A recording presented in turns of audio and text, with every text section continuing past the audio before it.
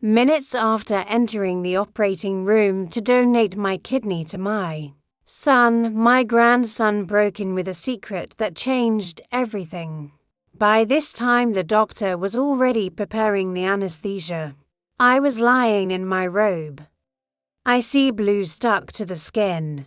And suddenly Gabriel, at only 9 years old, appeared gasping with his shoes stained with earth. My smile, lifted an old cell phone with trembling hands and said, "Wait, don't sign yet. I have to tell you the truth about my dad." The entire room was paralyzed. That was the moment when my world broke down. Well, but to understand it, I must tell you how it all began. My name is Eleanor. I am 57 years old, and I have dedicated my life to my two sons, Daniel and Andres. Daniel, the greatest, was my pride. Strong worker, full of life. Until one day it began to be paid for. At first it was fatigue. Then came the dizziness, the pallor. And finally the terrible news. Needed a transplant. His wife, Camila, looked like a murderer. Accompanied him on every date. He served him broths. Organized its medicines. The neighbors told me, "You have the perfect daughter-in-law." But I was not calm. Sometimes he surprised her with a look that was too cold. One early morning I saw her talking on the phone in the yard. "De Soto Mayor, don't worry. Everything goes as planned," said in a low voice. When she discovered me, she smiled forcedly. She was just a mother-in-law friend. Go to rest. Andres, my youngest son, worked as a plumber. Always cared about me. Mom doesn't move that much, I can carry more. I insisted that he should help his brother. Camila thought it was fair to give everything for Daniel. Until one day Camila cornered me in the kitchen. He crossed my arms and came out bluntly. "The doctor confirmed that only you are compatible. His kidney is the only way out." I froze. As if I had been stabbed with a dagger, I could barely say, "If that saves my son, I will." Camila smiled satisfied. I did not know then that such a decision would lead me straight to the most painful betrayal of my life. The following days were hell. Although Daniel and Camila had their own home, because of the disease he spent long periods of time in mine. Then I took care of him and fed him. And that gave Camila and her parents the perfect pretext to enter and stay as if the place belonged to them. One morning, Camila arrived with the medical papers under her arm. Daniel left them on my kitchen table and told me with a coldness that my blood froze, "Here is everything, mother-in-law. There is no more time. If you doubt, Daniel may die." It wasn't long before his parents, Julian and Teresa, to join the prison. They came dressed up, occupied my main chairs, and spoke like implacable judges. A mother's duty is to give everything for your children. What the neighbors will say if you refuse. I felt cornered in my own home. Daniel, so that he could barely hold his own, took my hand with my voice off. "Mom, I trust you. I know you will save me." My heart was breaking into pieces, but everything in me screamed that I had to do it. But an invisible restlessness me one afternoon, while preparing soup, Gabriel entered with his school backpack, sat down in silence, and finally told me. I still heard Mom on the phone at night. I was talking about rare medicines. I tried to calm him down. "I'm sure it's the doctor's stuff, my boy. Don't think so much." But his round eyes froze me shortly thereafter. Andres arrived with his GR-stained hands from his work, bluntly told me. Mom saw unlabeled toys in Daniel's first aid kit. Camila hides them. This does not smell good to me. The spoon fell out of my hand and the boiling broth ed the floor yet. I tried to convince myself that it was just suspicions. I don't know how Camila could harm her own husband, but that night, while trying to sleep, I heard his voice from the next room. After the transplant, we will have all the results. Do not worry, she will not dare to refuse. I stuck to my heart beating like a drum. What results he was talking about? The seed of suspicion had already germinated. And even though I was trying to ignore it, I knew I was on the verge of discovering a dark truth. And you who listen to my story, tell me in the comments. From which country will you accompany me? I want to know how far my voice goes. Days passed between my house and the hospital. Daniel was so weak that sometimes we had him in my living room, lying on an armchair with blankets. And other times doctors asked to intern him. I used to get tired of that in and out routine and I used to wear it out. But what worried me the most was the way Camila controlled every detail. She decided what she ate, what medicine he was taking, and who could approach him. One afternoon while we were tending him at home, I noticed a poorly closed white mirror on the night table. It had no label, it only contained blue pills. Then I took it in my hands and asked, Camila, what is this? She was startled and quickly snatched it from me. Vitamins produced by forcing a separation. The doctor recommended it. That answer left me with a bad feeling days later. When Daniel was ready to the hospital, I saw something that froze my blood. Then Camila was at his bedside holding a glass of water.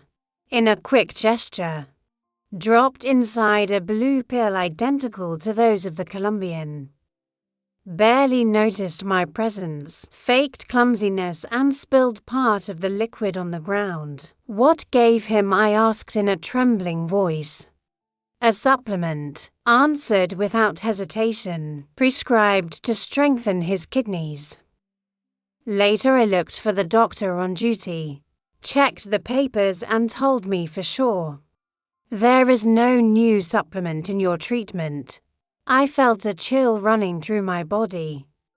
Camila was lying. That same afternoon, Gabriel showed up at my house with an old cell phone in his hands. Then her little face was serious, and his fingers were as he turned on the magic recorder. Said in a cracked voice, I want you to hear this. Camilla's voice came out, whispering coldly. After the operation, we need what we need to sell the evidence. That old kidney is worth more than she imagines. My legs failed me. Gabriel hugged me tightly. I don't know what it means, but I thought you should know. And I pressed it against my chest, feeling how the truth would have stepped through like a wound. Impossible to close. Not many days have passed before Andres came home, with clothes still stained with grease from his work. She had a serious face and a determination that I had rarely seen before. Sat in front of me and in a low voice said, Mom, I need to show you something. Took his cell phone out of the parking lot and searched through the images. When I passed the screen, I felt my breathing cut off. Were blurred photos, taken at night, but clear enough to recognize Camila. In the hospital parking lot, Andres was giving her a small bag to an unknown man wearing a cap and dark jacket. In return, he gave her an envelope. White. I followed her because it seemed strange to me how she acted, explained Andres with a tense voice. Mom, I took these pictures yesterday. Mom, I'm afraid I'm doing something to my brother. I froze. I pressed the phone so hard that my hands were. You are sure of what you saw? I asked, almost voiceless. I didn't hear what they were saying, but I clearly saw her deliver that bag, and they were similar to the ones you told me about. The images went through me like. I didn't want to believe it, but everything fit together, the hidden pills, the lies. Gabriel's smile, and now those photos. That night I could barely sleep. Today I sat in my bed with the lights off, listening to the silence broken by the ticking of the clock. Trust Daniel and weak. Trusting the woman who may have been poisoning him. Accommodation in Comila. With his grandmother. Feigned, and her sweet words turned into tears. And trust me. Caught between the duty of saving my son and the fear of discovering that it was all part of a macabre plan. When I closed my eyes, I saw Gabriel's face, his voice repeating the darkness, and the photos that André showed me. I felt on the edge of an abyss, not knowing if taking one more step I would fall forever. The pressure on me was already unbearable. Daniel was still in the hospital, weakening every hour, and I was torn between fear and duty to save it. Today Andres wanted to denounce Camila, but I was afraid that the truth would bring my son down. That afternoon, when I was called to sign my consent, Camila appeared in the hallway accompanied by her parents. Julian and Teresa settled into the chairs, as if they were the owners of the place. Then Camila instead approached him with cell phone in his hand, and without giving me time to talk, played an audio. Was my son's weak voice. Mom, I trust you. I know you won't leave me. I felt my knees bending. Camila turned down the volume and looked me straight in the eyes and let go, with a tone that sounded more like a sentence than a supplication. Tomorrow is the date the doctor set for the transplant, and you still don't say if you will. You really want to risk losing it forever?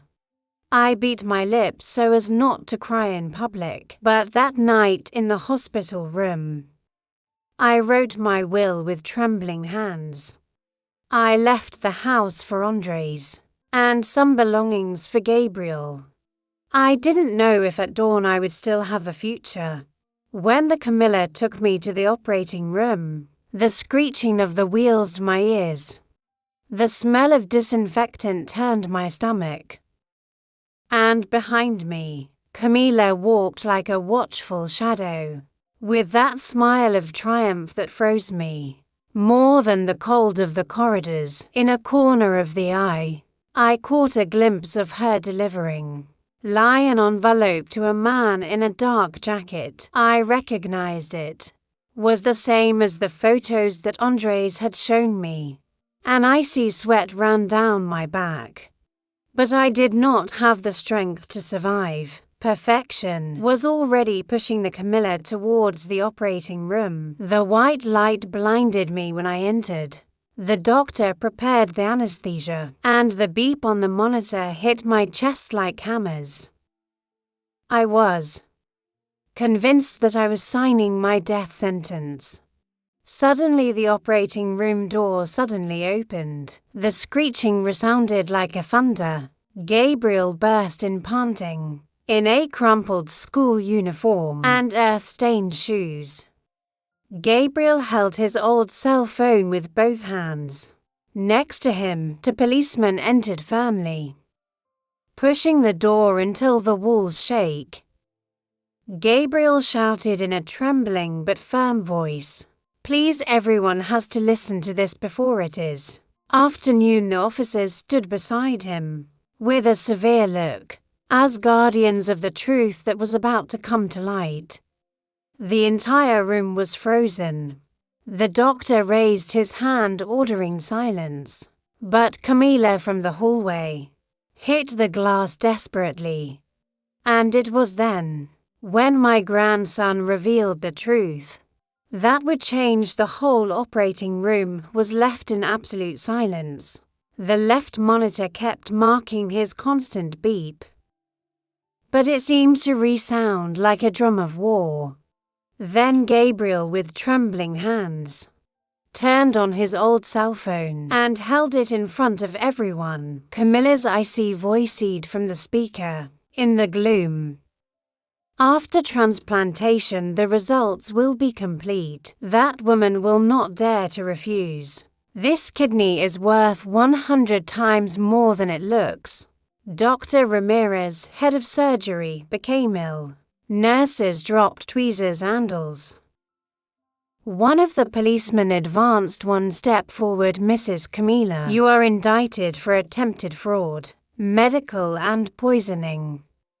Camilla hit the glass in desperation, screaming, "It is not true, it is an invention," Gabriel between sobs added. I also have a video gave him play, and the blurred image appeared on the screen, of Camilla and Teresa, their mother, handing a bag of toys to a hooded man, in the hospital parking lot. Teresa's voice was heard clearly.